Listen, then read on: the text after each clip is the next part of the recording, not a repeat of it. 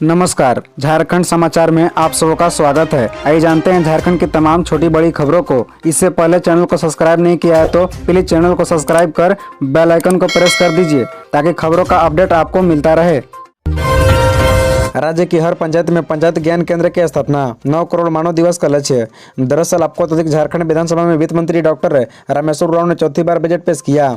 इसके तहत ग्रामीण विकास के लिए 8,166 करोड़ रुपए, जल संसाधन के लिए 1,964 करोड़ रुपए और पंचायती राज के सुदृढ़ीकरण के लिए 1,968 करोड़ रुपए का बजटीय प्रावधान किया गया। वित्त मंत्री डॉक्टर उरांव ने सदन में कहा कि ग्रामीण क्षेत्र में आय के स्रोतों को बढ़ाते हुए रोजगार सृजन और राज्यवासियों को जीवन स्तर को ऊंचा रखना मुख्य उद्देश्य है। इसी के तहत मनरेगा के कार्यों के लिए 9 करोड़ मानव दिवस सृजन करने का लक्ष्य निर्धारित किया गया है। इसके लिए 1260 करोड़ रुपए का बजट प्रस्तावित है। बजट पेश करने के दौरान वित्त मंत्री ने कहा कि राज्य के हर पंचायत सचिवालय में पंचायत ज्ञान केंद्र की स्थापना होगी। वहीं पंचायत सचिवालय का जिला एवं राज्य स्तर से संवाद स्थापित करने तथा सरकारी योजनाओं के प्रचार प्रसार के लिए LED टीवी लगाने की योजना है।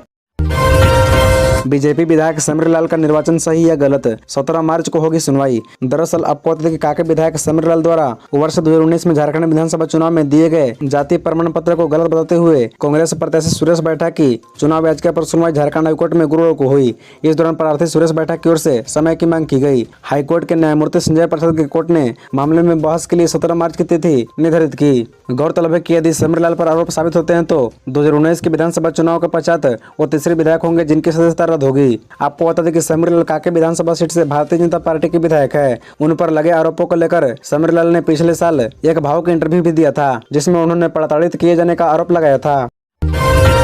सीओ सुलझाएंगे जमीन की अवैध जमाबंदी का मामला, विधानसभा में बोले हेमंत सोरेन। बता दें कि मुख्यमंत्री हेमंत सोरेन ने कहा कि अवैध जमीन जमाबंदी मामले पर सरकार गंभीरता से विचार कर रही है। कहा कि जब जमीन की अवैध जमाबंदी हो जाती है तो उसे सीधे तौर पर रद्द नहीं किया जाता है। इस मामले की जांच सीओ स्तर से शुरू होकर कमिश्नर के माध्यम से सरकार तक आती है। कहा कि हमारी सरकार में 15,490 केस का निष्पादन हुआ है। कहा कि जहां तक कैंप लगाने की बात है तो विभिन्न योजनाओं के लिए सरकार कैंप लगाती है। मुख्यमंत्री हेमंत सोरेन ने कहा कि सरकार आपके द्वारा कार्यक्रम के तहत 2 बार कैंप में 1 करोड़ से अधिक आवेदन आए हैं जिसमें अवैध जमीन जमाबंदी के लाखों मामले सामने आए हैं। उन्होंने कहा कि सरकार ने निर्णय लिया है कि अवैध जमीन जमाबंदी के विवादों का समाधान सीओ स्तर से कराया जाएगा। भाजपा विधायक नीलकंठ सिंह मुंडा ने सदन में अवैध जमाबंदी का मामला उठाया। उन्होंने कहा कि राज्य में अवैध जमाबंदी के 1.75 लाख मामले लंबित है। कोयला कारोबारी के घर से 3 करोड़ कैश जब्त, पूजा सिंघल के 2 करीबियों के 14 ठिकानों पर ईडी की रेड। दरअसल आपको बता दें कि IAS अधिकारी पूजा सिंघल की मुश्किलें और बढ़ सकती है। पूजा सिंघल के करीबी माने जाने वाले कोयला कारोबारी इजहार अंसारी और अशोक कुमार के 14 ठिकानों पर ईडी ने छापेमारी की है। ईडी ने इजहार अंसारी के हजारीबाग वाले घर से 3 करोड़ कैश जब्त किए हैं। अशोक कुमार JSMDC के पूर्व प्रोजेक्ट डायरेक्टर हैं। राजधानी रांची के हरमू स्थित बुलू सिपरा अपार्टमेंट के साथ साथ रामगढ़ और हजारीबाग में मनी लॉन्ड्रिंग को लेकर कई ठिकानों पर छापेमारी हुई। ईडी की टीम अभी भी कई घरों में तलाशी ले रही है। बता दें कि इजहार अंसारी कोयले का बड़ा कारोबारी है। कई नेताओं और अधिकारियों के साथ इनके रिश्ते हैं। बताया जा रहा है कि हाल ही में इजहार अंसारी ने जमशेदपुर में एक बड़ी पार्टी दी थी। इस पार्टी में राज्य के कई वरिष्ठ अधिकारी और नेता भी शामिल हुए थे और साथ ही अशोक कुमार सिंह को पूजा सिंघल का नजदीकी भी माना जाता है। कोल तस्करी से जुड़े कई कंपनियों के पते पर यह छापेमारी की जा रही है। संताली बिटिया रंजीता हेम्ब्रम कैसे बनी अफसरों की लीडर, मां से मिले किस मंत्र से भर रही सफलता की उड़ान। दरअसल आपको बता दें कि झारखंड के संताली बिटिया ने मां से मिले महिला सशक्तिकरण के मंत्र को अपने जीवन में उतारा और चुनौतियों का सामना करते हुए कामयाबी हासिल की। इस दौरान परिवार ने उनका हौसला बढ़ाया और आज अफसरों की लीडर भी बन गई है। हम बात कर रहे हैं रंजीता हेम्ब्रम की। अफसर से कैसे अफसरों की लीडर बन गई, घर परिवार और अफसरों के बीच कैसे समन्वय बनाकर कामयाबी की उड़ान भर रही है, जानिए उनकी सफलता की कहानी। बता दें कि झारखंड के संताल गोड्डा की बेटी रंजीता हेम्ब्रम 24 साल से प्रशासनिक सेवा में है। इशिता व ऋषिता उनकी जुड़वा बेटियां हैं। पति धर्मेंद्र कुमार GST अफसर हैं। भूगोल से स्नातकोत्तर करने के बाद उन्होंने प्रतियोगिता परीक्षा की तैयारी की और BPSC की परीक्षा में इनकी 8वीं रैंक थी और ये गर्ल्स टॉपर थी। इनकी परवरिश बिहार के भागलपुर नाथनगर में हुई है। बेरोजगारों को भत्ता, आंगनबाड़ी सेविकाओं को स्मार्टफोन, झारखंड बजट की 10 बड़ी घोषणाएं। दरअसल आपको बता दें कि झारखंड की हेमंत सोरेन सरकार ने वित्तीय वर्ष 2023-24 के लिए 1,16,418 करोड़ रुपए का बजट पेश किया। वित्त मंत्री रामेश्वर उरांव ने कहा कि यह सभी वर्ग के हितों को ध्यान में रखने वाला बजट है। झारखंड की हेमंत सोरेन सरकार ने जानते हैं कि बजट में कौन सी 10 बड़ी घोषणाएं की गई है। झारखंड सरकार ने प्री स्कूलिंग को मजबूत बनाने के उद्देश्य से आंगनबाड़ी चलो अभियान की शुरुआत की। मुख्यमंत्री रोजगार सृजन योजना के तहत सभी बेरोजगार युवकों को कौशल प्रशिक्षण दिया जाएगा। महिला एवं सामाजिक सुरक्षा के लिए बजट में 1717 करोड़ रुपए का प्रावधान किया गया है। उच्च एवं तकनीकी शिक्षा के लिए भी बजट में प्रावधान किया गया है। झारखंड सरकार ने ऐलान किया कि राज्य में आपात स्थिति में सस्ते दर पर एयर एम्बुलेंस की सुविधा दी जाएगी। 100 मीट्रिक क्षमता के लिए 566 कोल्ड स्टोरेज की स्थापना की जाएगी ताकि किसानों को फसल बर्बाद न हो। राज्य में खेल कूद को बढ़ावा देने और खेल प्रतिभाओं को तराशने के लिए ग्रास रूट ट्रेनिंग सेंटर व सिद्धो कानू युवा क्लब की स्थापना की जाएगी और साथ ही झारखंड पर्यटक को बढ़ावा देने के लिए अलग से पर्यटन नीति बनेगी। राज्य के सभी हॉस्टल में मॉडल लाइब्रेरी की स्थापना की जाएगी। झारखंड में शिक्षक के 100 पदों पर भर्तियां, जानिए क्या है डिटेल।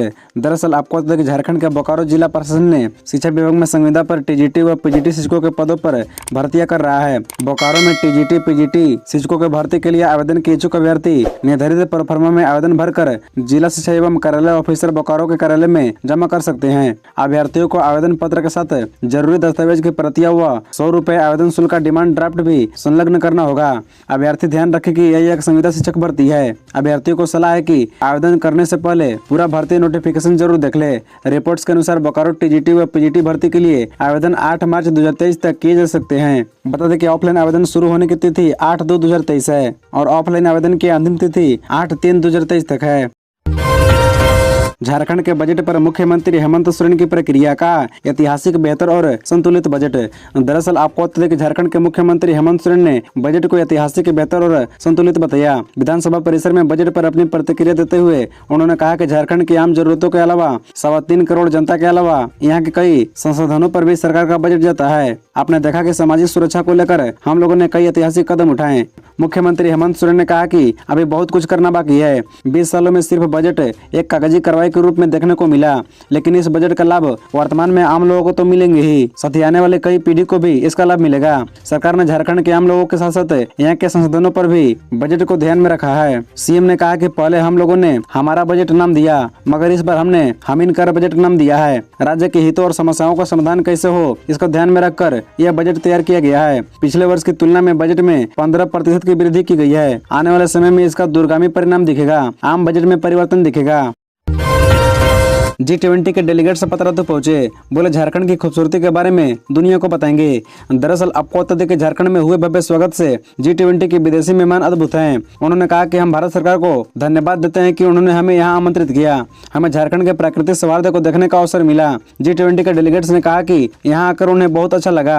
अपनी यात्रा के बाद वो दुनिया को बताएंगे कि भारत का झारखंड राज्य कितना खूबसूरत है। मेहमानों ने यह भी कहा कि दुनिया भर के लोगों को झारखंड की खूबसूरती के बारे में जानना चाहिए। बता दें कि रांची में 2 मार्च को होटल रेडिसन ब्लू में आयोजित कार्यक्रम के बाद 3 मार्च को विदेशी मेहमान रामगढ़ जिला स्थित पतरातू लेक रिजोर्ट पहुंचे। यहाँ उनके मनोरंजन के लिए कई व्यवस्थाएं की गई है। विशेष बोट्स मंगाए गए हैं जिसमें वे पतरातू लेक के सौहार्द को निहारेंगे। बता दें कि भारत G20 की अध्यक्षता कर रहा है और इसलिए देश के अलग अलग शहरों में G20 की बैठकें हो रही है। विशेष बस से मेहमानों को शुक्रवार 3 मार्च को रांची से पतरातू लाया गया। पतरातू में झारखंडी संस्कृति में उनका भव्य स्वागत किया गया। पंकज मिश्रा को क्लीन चिट देने वाले डीएसपी से ईडी ने मांगा संपत्ति का ब्यौरा। इस वायरल वीडियो का बनाया आधार।